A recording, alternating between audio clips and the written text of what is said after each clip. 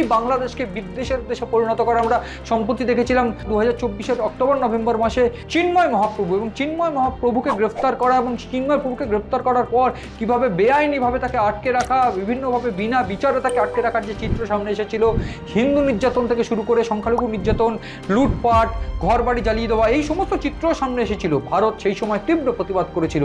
গোটা বিশ্ব জুড়ে বাংলাদেশে কিন্তু একেবারে যে চিত্র দাঁড়িয়ে গিয়েছিল যে বাংলাদেশের সাধারণ মানুষকে বাংলাদেশে যেতে মানা করা হয়েছিল। ইংল্যান্ড, জাপান, বিভিন্ন জায়গা থেকে বাংলাদেশে যেতে মানা করা হয়েছিল, কারণ বাংলাদেশের পরিস্থিতি একেবারে বিঘ্নিত, বাংলাদেশের পরিস্থিতি অরাজকর পরিস্থিতি।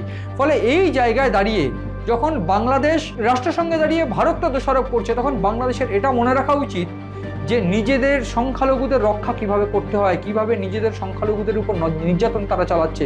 ইউনুসপন্থীদের এইটা বোঝা উচিত যে এর ফল কিন্তু একদিন তাদের ভুগতেই হবে। ফলে সব মিলিয়ে এই যে চিত্র, বাঙালির দুর্গোৎসবকে কলঙ্কিত করার যে চিত্র এই মুহূর্তে দেখা যাচ্ছে, সেই চিত্র যদি আরও সামনে দেখাতে থাকে বাংলাদেশ, তাহলে এর ফল কিন্তু আরও মারাত্মক হবে বলেই মনে করছে বিশেষজ্ঞরা।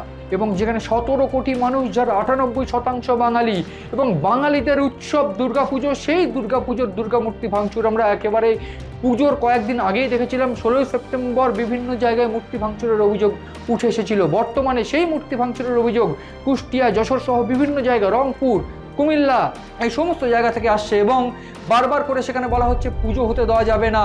এবং বিভিন্ন ক্ষেত্রে যেখানে যারা মণ্ডপ ভাঙচুর বা অন্যান্য ক্ষেত্রে বিভিন্ন রকমভাবে বাধা দেওয়ার অভিযোগ তো রয়েছেই।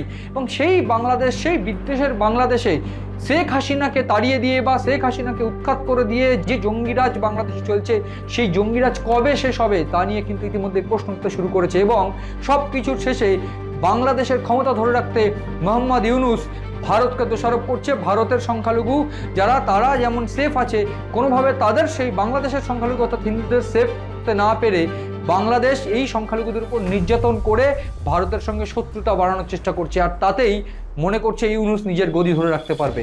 আসলে কোনোভাবে ইউনূস আর নিজের গদি যেমন ধরে রাখতে পারবে না, ঠিক সেই রকমভাবেই এই অন্যায়ের বিচার কিন্তু হবেই একদিন। এবং প্রাথমিকভাবে ঠিক এই রকম হুমকি কিন্তু প্রাক্তন প্রধানমন্ত্রী শেখ হাসিনার তরফ থেকে দেওয়া হচ্ছে। ফলে সব মিলিয়ে বাংলাদেশ যেন বাংলাদেশেই রয়েছে এবং গোটা বাংলাদেশ যেন বিদ্বেষের দেশে পরিণত হয়েছে। এই চিত্রটা আবার ধরা পড়ল ঠিক দুর্গাপুজোর সময়তেই। এবং এই গোটা ঘটনায় লজ্জা এবং ঘৃণা বাংলাদেশকে।